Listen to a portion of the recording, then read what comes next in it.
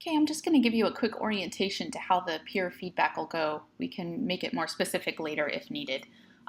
First of all, I'm just going to show you part of the help video from Blackboard. Because I can only look at what you see in a preview mode, I'm not able right now to give you a video overview of how the evaluation process is going to look, but I can point you to the right place here in this video. So let's get started here. To leave this page, I can scroll to the bottom and click OK. So this just picks up right where the last video left off, which is what happens after you press submit. And I won't need to return to this area until it's the evaluation period. I've logged back into the course and it's now the evaluation period, so I'm going to click on the View Complete Assessment link so that I can grade my own work and the work of 2 others. So as you scroll down on the page, you'll see that your own name, if you were allowed to grade yourself, will appear at the top. And if this was set to anonymous, the other people you're grading will just show up as user 1, user 2, and so forth. So just wanted to let you know that I'm going to go ahead and make this anonymous, so people won't know your name when they read your entry, and you won't know who evaluated you. I will be able to see that, so please be respectful and do a good job. But also, since this is kind of an experiment, I just wanted to err on the safe side and start out with anonymous peer feedback. To begin grading, you click on a name, and you'll get to the question. If they've submitted any text directly into the text box, it would appear here. In this case, they've just included an attachment, so it's a hyperlink that I could click on.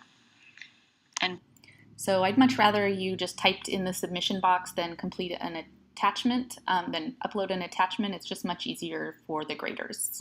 Below their submission, there's the criteria that the instructor has entered. To open any attachments, you just double click on it and it'll open on your computer. And when you're ready to grade, you can type your feedback in the feedback box. And I do want you to give feedback for every item in the criteria section, not just allocate points. You do need to give written feedback about what your thinking is.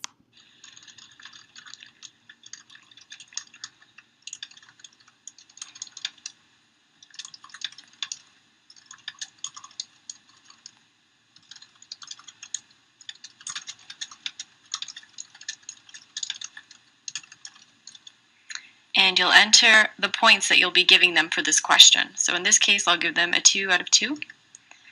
And then you can just click Save and Submit.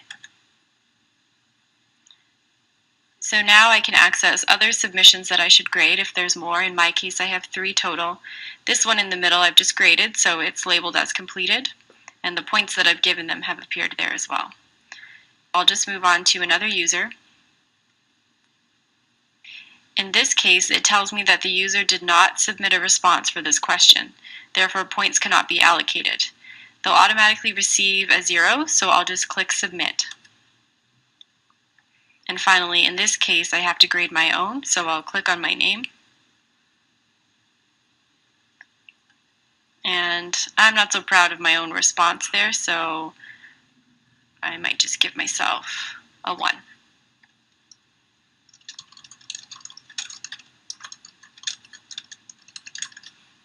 And finally, click Save and Submit. Up to the evaluation end date, you can edit how you graded your peers or your own paper. So as long as this evaluation end date has not passed, you can go back in and click on a student's name or user 1 if that's what's appearing. And you can change the feedback you've provided as well as the grade you've given that student. If you make any changes, just be sure to click Save and Submit. When you'd like to review your feedback and the grades you've received for this self and peer assessment, there are 2 places you can look for that. One is directly where the assignment was posted, if it's still available to you. And you'd click on the same View Complete Assessment link. So again, if that area was still available to you, you can see your submission. You can no longer edit that. But below you can see how you did on the assessment and the specific feedback that was given to you by your peers. Another place to check is in My Grades, and that's usually directly on the course menu. And you'll locate the title of the assessment. So here it is. And if you click on the title of the assessment, you'll be able to take a look at the points you received and the feedback, but in a different view. Okay, so that's how I'm anticipating that part will work, and hopefully it'll be a experiment with a positive outcome. And I'll see you guys later.